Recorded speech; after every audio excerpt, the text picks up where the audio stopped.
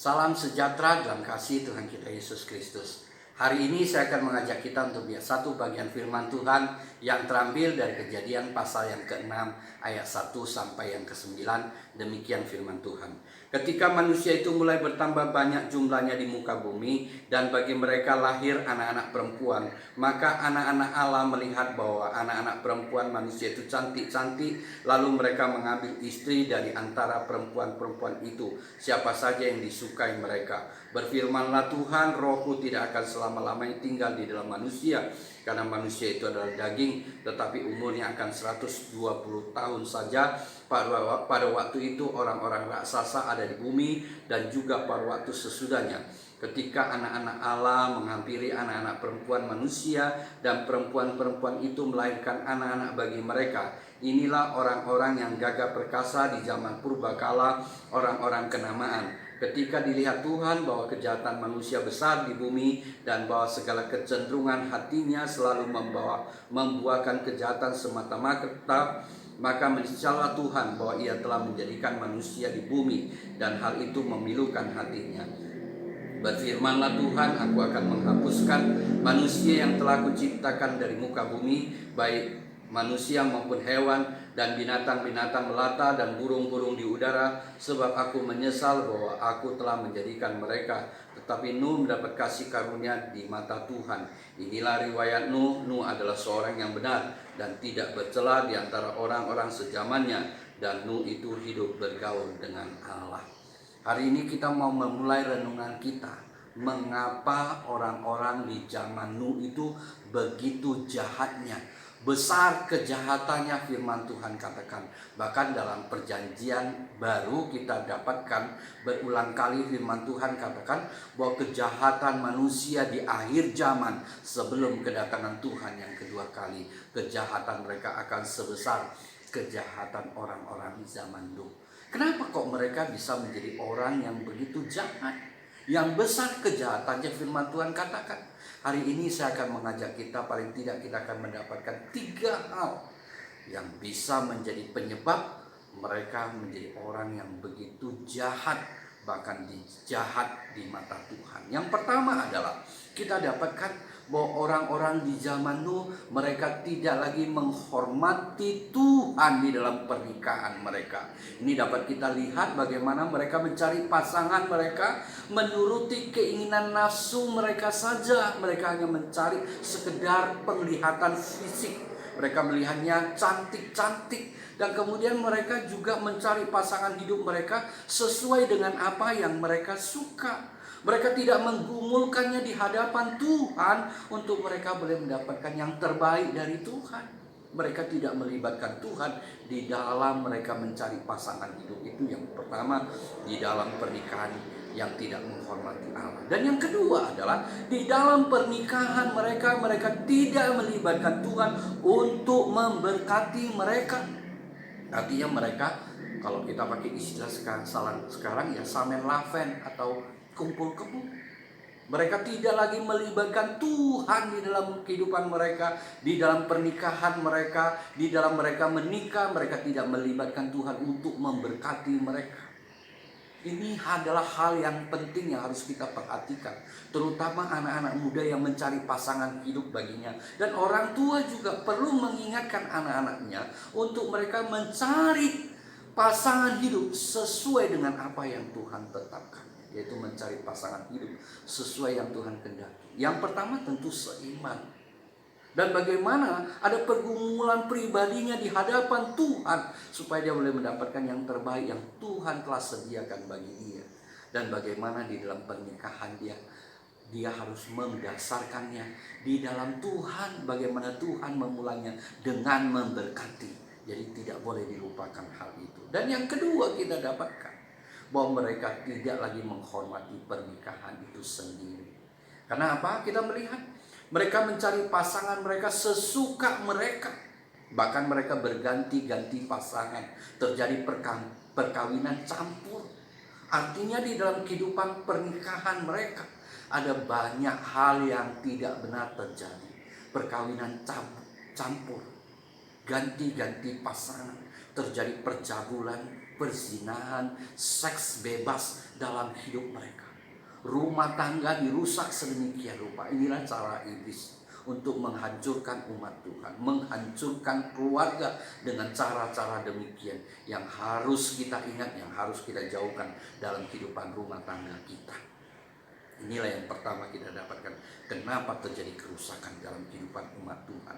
Dan yang kedua adalah bagaimana mereka terus-menerus di dalam hidup jahat mereka, kejahatan mereka yang begitu besar, dosa yang mereka perbuat berulang-ulang dalam hidup mereka, yang membuat Roh Allah meninggalkan mereka. Dalam perjanjian baru, tak kala hari Pentakosta, Roh Kudus dicurahkan, itu ada menetap dalam kehidupan umat Tuhan. Tetapi pada perjanjian lama kita melihat umat Tuhan, mereka diurapi dan Roh Kudus ada di dalam mereka. Tapi kalau mereka terus-menerus berbuat jahat dalam kehidupan mereka, maka Roh Kudus bisa meninggalkan mereka. Contohnya adalah Saul. Tadinya dia adalah orang yang diurapi oleh Tuhan, dipakai secara luar biasa. Roh Kudus ada di dalam dia. Tetapi tak kala dia berulang-ulang kali berbuat jahat, berulang-ulang melakukan dosa di hadapan Tuhan, maka Roh Kudus meninggalkan dia. Tak kala Roh Kudus meninggalkan dia, dia tidak peka lagi terhadap Allah, dia tidak peka lagi terhadap hal-hal yang rohani. Suatu ketika dia mengalami kesulitan, maka dia ingat bahwa dulu dia dapat meminta pertolongan kepada Samuel. Tetapi sekarang Samuel sudah mati, bagaimana caranya? Kita melihat dia melakukan perbuatan yang jahat di mata Tuhan. Dia mencari orang yang memanggil arwah. Orang yang memanggil arwah itu disuruh untuk memanggil arwahnya Samuel. Dan akhirnya yang datang adalah iblis yang menyamar jadi Nabi Samuel. Dan kita melihat kehidupan Saul akhirnya semakin hari semakin rusak, dan akhirnya hidup dalam kehidupan tragis. Kita melihat cara iblis merusak manusia sedemikian rupa. Bagaimana dengan perjanjian baru? Memang Roh Kudus ada di dalam kita, tapi ingat, jangan membiasakan diri di dalam dosa. Tak kala orang itu membiasakan diri di dalam dosa, maka dia dapat mendukakan Roh Kudus, sehingga dia tidak lagi dapat peka Roh Kudus berbicara kepada dia. Tetapi lebih malang lagi kalau dia terus menerus berbuat dosa, maka dia dapat memadamkan Roh Kudus di dalam dia, di mana Roh Kudus tidak lagi mau berbicara kepada dia tak kala dia berbuat jahat, tak kala dia berbuat dosa. Dan itu sangat malang. Orang itu akan mengalami kehidupan yang begitu kering, kehidupan yang begitu tidak menyenangkan. Jadi kita jangan sampai seperti itu, dan itu dapat merusak hidup manusia, kerohaniannya, karakternya dan sebagainya, dan itu berbahaya.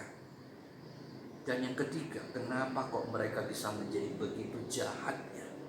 Kita melihat kejahatan demi kejahatan dalam hidup mereka membuat mereka sampai satu titik. Di dalam ayat yang kelima kita lihat bagaimana firman Tuhan katakan, segala kecenderungan mereka selalu membuahkan kejahatan semata-mata. Sudah pakai segala, pakai selalu lagi. Jadi di dalam kehidupan mereka, di dalam hati mereka tidak ada lagi yang baik, melainkan selain kejahatan semata-mata yang keluar dalam hidup mereka. Kecenderungannya, dari segala kecenderungannya adalah kejahatan, dan selalu adalah kejahatan. Jadi tidak ada lagi kebaikan dalam hati mereka. Tidak heran firman Tuhan katakan, Allah mengatakan bahwa kerusakan mereka begitu besar, kejahatan mereka begitu besar, dan dalam kehidupan mereka penuh dengan kekerasan. Hal inilah kita melihat membuat mereka menjadi begitu rusaknya. Bahkan di hadapan Allah, Allah melihat mereka begitu rusaknya, sehingga firman Tuhan katakan, menyesallah Tuhan telah menjadikan mereka. Apa maksud Tuhan katakan menyesallah Tuhan? Apakah Allah itu seperti manusia? Manusia kadang-kadang bisa menyesal. Dia menyesal karena dulu telah berbuat baik kepada dia, dan kemudian hari ini orang itu yang dia berbuat baik itu berbuat jahat kepada dia. Menyesal. Kenapa aku berbuat baik kepada dia? Lihat hari ini dia berbuat jahat kepada. Kadang-kadang manusia begitu, ya. Tapi kita harus ingat juga supaya kita jangan ada penyesalan seperti itu. Lakukanlah itu semata-mata untuk Tuhan, maka kita tidak akan menyesal, karena Tuhan yang akan membalaskan, Tuhan akan memberikan yang terbaik. Nah, bagaimana dengan Tuhan sendiri? Apakah Tuhan menyesal pun juga seperti manusia menyesal karena dia tidak tahu apa yang akan terjadi? Tentu bukan begitu. Ini adalah bahasa antropomorfisme. Manusia digambarkan seperti manusia yang mempunyai emosi-emosi tersendiri, seolah-olah dia seperti manusia. Kita tahu bahwa kita tahu Tuhan itu bukan manusia yang dapat menyesal. Jadi apa maksudnya menyesal di sini? Kita harus ketahui bahwa yang pertama, menyesal di sini adalah mengingat kita bahwa Dia adalah Allah yang kasih adanya. Tetapi di segi yang lain Dia adalah Allah yang adil, sehingga Dia harus menghukum kejahatan dan dosa manusia. Tapi di pihak lain Dia juga adalah Allah yang kasih, sehingga Dia berduka, Dia menyesal, dan Dia berduka. Dia harus menghukum. Ini mengingatkan kita apa yang Dia karyakan di atas kayu salib. Di segi yang lain Dia harus menghukum. Di segi yang lain Dia mengasihi, sehingga Dia relakan dirinya menggantikan manusia, menderita bahkan mati di atas kayu salib, menggantikan dosa kita, menghentikan kita, menghapus dosa kita melalui penderitaannya, bahkan melalui kematiannya, dengan pengorbanannya, dengan darahnya yang dicurahkan. Dia menghapus dosa kita, dosa setiap orang yang percaya kepadanya. Dan kembali kepada orang-orang di zaman dulu, Allah menghukum mereka. Apakah Allah tidak adil sehingga Allah menghukum mereka sedemikian rupa? Tentu tidak demikian. Tuhan berikan kesempatan mereka cukup banyak. Kalau kita melihat dari usia Nuh yang adalah si pemberita kebenaran itu, artinya Nuh sudah memberitakan kebenaran itu berulang kali kepada mereka. Nuh telah memberitakan Injil kepada mereka. Paling tidak tak kalah Tuhan memberitakan akan penghukuman yang akan Dia jatuhkan kepada mereka. Sampai Nuh membangun Batra itu selesai, paling tidak ada 100 tahun. Tradisi mengatakan 120 tahun.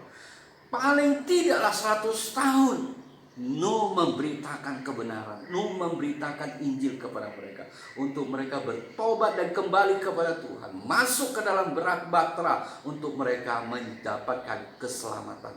Tapi kita melihat tidak ada seorang pun yang percaya, tidak ada seorang pun yang bertobat, tidak ada seorang pun daripada mereka selain keluarga Nuh yang masuk ke dalam Batra. Jadi bukan Tuhan tidak memberikan kesempatan mereka, tetapi mereka tidak mau. Kita melihat kerusakan sedemikian rupa di tengah-tengah kehidupan mereka. Tapi bagaimana dengan Nuh? Bagaimana, mengapa dia diselamatkan dan keluarganya diselamatkan? Mungkin orang bisa cepat-cepat melihat kepada ayat ke-9, tapi kita harus memulainya di dalam ayat ke-8. Ini penting. Bukan ayat ke-9, tapi ayat ke-8. Kenapa Nuh dan keluarganya bisa memperoleh keselamatannya? Dimulai dari Nuh. Karena Nuh mendapatkan kasih karunia di mata Tuhan. Artinya dia bisa mendapatkan keselamatan itu karena kasih karunia. Bukan karena perbuatannya, bukan kebaikannya, bukan karena kebenarannya, bukan. Tetapi semata-mata oleh karena kasih karunia Tuhan. Sama seperti kita. Kita juga sama seperti orang-orang di zaman Nuh yang seharusnya dihukum. Mungkin kita mengatakan, aku kan tidak sejahat mereka. Betul, mungkin kita jauh lebih baik daripada mereka. Tapi ketahuilah, dengan dosa dan kejahatan kita sekecil apapun, itu akan mendatangkan kematian, yaitu maut, kematian yang kekal. Dan kita bisa memperoleh keselamatan itu semata-mata karena kasih karunia, di mana Kristus Yesus mati bagi kita. Dan Dia telah menghapus dosa kita melalui darahnya yang dicurahkan, yang menghapus dosa kita, sehingga kita dibenarkan, sehingga kita boleh diselamatkan tak kala kita percaya kepada Dia. Jadi ini semata-mata karena kasih karunia. Sama seperti perjanjian lama juga, semata-mata kasih karunia. Jadi kasih karunia Anugerah yang Tuhan karyakan di atas kayu salib bukan saja menyelamatkan orang-orang sejaman Tuhan, bahkan zaman sesudahnya, tetapi orang-orang yang hidup di dalam kasih karunia, di dalam perjanjian lama juga diselamatkan oleh karya Tuhan Yesus di atas kayu salib. Kita melihat bahwa anugerah Tuhan begitu besar yang telah Dia karyakan untuk setiap manusia supaya dia boleh memperoleh keselamatan, yaitu melalui kematiannya di atas kayu salib. Dan kita melihat inilah yang didapatkan Nuh. Dia mendapatkan keselamatan karena semata-mata kasih karunia. Tetapi bagaimana kita mau melihat bagaimana kehidupan Nuh sehingga Tuhan memberikan dia hal-hal yang istimewa dalam hidupnya? Kita harus belajar ini. Bagaimana yang pertama kita melihat Tuhan menyatakan akan rencananya. Firman-Nya dinyatakan kepada Nuh dan kemudian dia menyatakan rencananya apa yang dia akan lakukan. Ini bukan hal yang sepele. Tuhan begitu menghargai Nuh sehingga rencananya dia sampaikan kepada Nuh. Firman-Nya disampaikan kepada Nuh. Karena apa? Karena Nuh hidup berkenan pada Tuhan, menyenangkan hati Tuhan, itu yang pertama. Dan yang kedua, Tuhan membuat perjanjian secara khusus kepada Nuh dan keluarganya karena kesetiaannya, karena ketaatannya, karena hidupnya yang menyenangkan dan berkenan pada Tuhan. Dan yang ketiga adalah kita melihat Tuhan memberikan dia tugas untuk dapat melalui apa yang dia lakukan, Tuhan mau karyakan keselamatan bagi banyak orang. Tetapi banyak orang itu tidak mau, itu urusan mereka. Tapi kita melihat Nuh akhirnya dipakai oleh Tuhan. Apa yang telah diperbuat Nuh sehingga Tuhan berkenan, dan apa yang dilakukan Nuh itu berkenan dan menyenangkan hati Tuhan. Inilah yang dikatakan dalam ayat ke-9. Karena dia hidup benar, hidup tidak bercela, dan bergaul dengan Tuhan. Dia hidup benar di hadapan Tuhan, hidup tidak bercela di hadapan Tuhan, bergaul dengan Tuhan. Inilah yang perlu kita pelajari, kita renungkan, dan kita bagaimana mau teladani, bagaimana kita akhirnya boleh menjadi orang yang berkenan dan menyenangkan hati Tuhan kita yang telah melakukan hal yang terbaik untuk kita. Yang pertama adalah hidup benar di hadapan Tuhan. Apa itu hidup benar di hadapan Tuhan? Tentu bukan berarti dia tanpa cacat celah lagi, ya, dia tetap manusia. Pasti ada hal-hal yang bisa membawa dia jatuh bangun di dalam imannya. Tapi kita mau renungkan adalah apa kata daripada benar di hadapan Tuhan. Benar di hadapan Tuhan, firman Tuhan dalam bahasa aslinya memakai kata sadik. Nah, sadik ini menyangkut paut dengan perilakunya. Artinya perilakunya yang hidup sesuai dengan firman Tuhan, berjalan seturut dengan firman Tuhan, yang akhirnya keluar perilaku yang benar di hadapannya, di hadapan Tuhan. Bagaimana perilakunya yang boleh memuliakan Tuhan dan menjadi berkat bagi sekitarnya, bagi mertuanya, bagi orang tuanya, bagi saudaranya, bagi tetangganya, bagi pembantunya dan sebagainya. Bagaimana dia boleh menjadi berkat pada perilaku-perilaku yang hidup sesuai dengan kebenaran firman Tuhan di dalam hidupnya, yang boleh memuliakan Tuhan dan menjadi berkat, dan bagaimana hidupnya pun diberkati oleh Tuhan. Inilah yang pertama yang didapatkan dari Nuh. Dan yang kedua adalah dia hidup tidak bercela, tamim. Keluarlah kata tamim. Apa arti tamim? Kalau kita nangkap secara sederhana, bicara sempurna. Tapi kembali lagi, tentu ini bukan bicara tentang orang yang tanpa dosa dan kejahatan lagi, bukan. Tapi bagaimana ini bicara tamim adalah bicara tentang hatinya. Hatinya yang penuh dengan kemurnian, hatinya yang penuh dengan ketulusan, hatinya yang penuh dengan kebaikan oleh karena firman Tuhan yang ada di dalam hatinya. Ini kami. Jadi bagaimana dia berusaha dalam hidupnya oleh karena firman Tuhan yang ada di dalam hatinya, sehingga dia tidak akan membiarkan hal-hal yang tidak baik masuk dalam pikirannya, di dalam kehendaknya, di dalam perasaannya. Left hatinya itu. Jangan, dia tidak akan membiarkan. Berusaha Bagaimana firman Tuhan yang dia renungkan siang dan malam itu membentuk dia, membentengi dia sedemikian rupa. Dan juga bagaimana yang sudah masuk dalam hatinya, bagaimana melalui firman Tuhan dia belajar untuk mengeluarkan hal-hal yang tidak baik, dan bagaimana dia terus berubah seturut dengan firman Tuhan yang berkarya dalam hidupnya, Roh Kudus yang berkarya dalam hidupnya. Itulah orang yang tangguh. Dan yang ketiga adalah dia bergaul dengan Tuhan. Dia bergaul dengan Tuhan. Ada hubungan yang intim, yang intens dengan Tuhan. Pergaulan sedemikian rupa. Dan ini bukan hanya sekedar bicara tentang doa. Doa itu penting, tapi bukan sekedar doa, tapi doa dan juga adalah bagaimana dia berkomunikasi dengan Tuhan. Ada ucapan yang dia sampaikan kepada Tuhan, dan dia mau dengar juga Tuhan berfirman kepada dia, terutama melalui firman-Nya, Alkitab.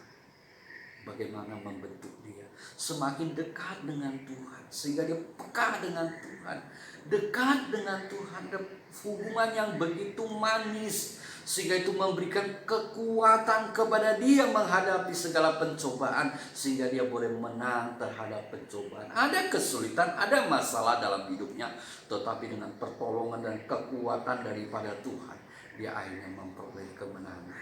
Dan kita melihat inilah yang akhirnya membuat dia dipilih oleh Tuhan, sehingga Tuhan nyatakan kepada dia akan rencananya dan kehendaknya. Dan Tuhan juga mengikat janji dengan dia, dan akhirnya Tuhan pakai dia secara luar biasa. Saya percaya kita semua mau seperti itu. Tetapi maukah kita hidup berkenan dan menyenangkan hati Tuhan, menjadi orang yang sadik, orang yang amin, yang bergaul dengan Tuhan. Amin.